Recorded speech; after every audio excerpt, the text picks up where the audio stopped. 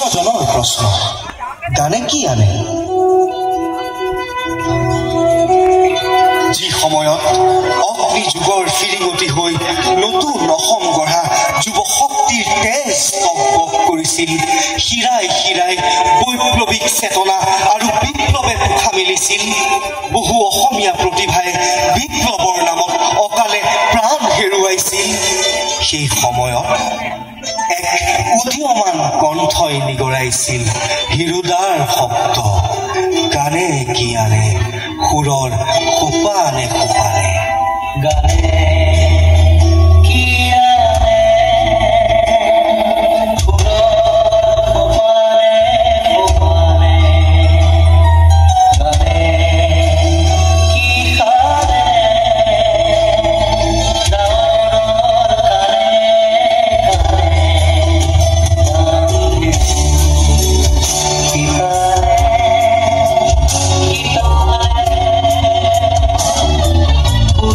ডাৱৰৰ কাণে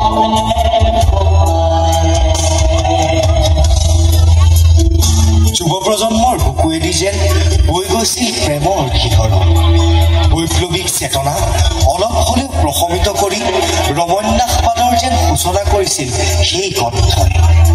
প্ৰিয়জনৰ হাঁহি তেওঁ মুকুতা সৰা দেখিছিল মনৰ নিজানত জোনাক আছিল অতীতৰ শিক্ষাৰে তেওঁ পাহৰা নাছিল পাখি মেলা অতীতক এৰি অহা দিনবোৰৰ স্মৃতিত হৈ পৰিছিল নষ্টালজিক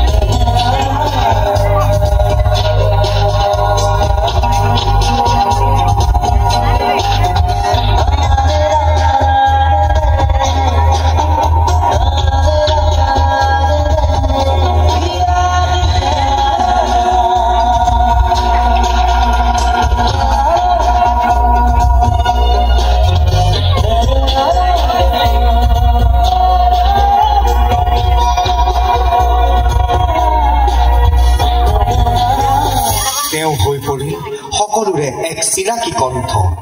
ব্যতিক্ৰমী এক গায়ক আদব কাইদাও ব্যতিক্ৰম দীঘল চুলি ডাঙৰ ফেমৰ গান্ধী চশমা আজব পোচাক পৰিচ্ছদ আত্মবিশ্বাসৰ তীৰবিৰণিৰে ভাস্বৰ এখনি সপ্ৰতিভ মুখ ভৰিৰ পৰা মূৰলৈ শিৰশিৰাই থকা অন্তহীন সৃষ্টিশীল অস্থিৰতা স্বভাৱসুলভ কিছু পাগলামি এক ধৰণৰ বেপৰৱাহ হুকিয়াৰ জাতীয় মনোভাৱ আৰু ৰকষ্টাৰ সুলভ এটা উশৃংখল ইমেজ কঢ়িয়াই ফুৰা এই গায়কজনৰ কণ্ঠই নিমিষতে সকলোকে মন্ত্ৰমুগ্ধ কৰি তুলিছিল সেয়ে আছিল জুবিন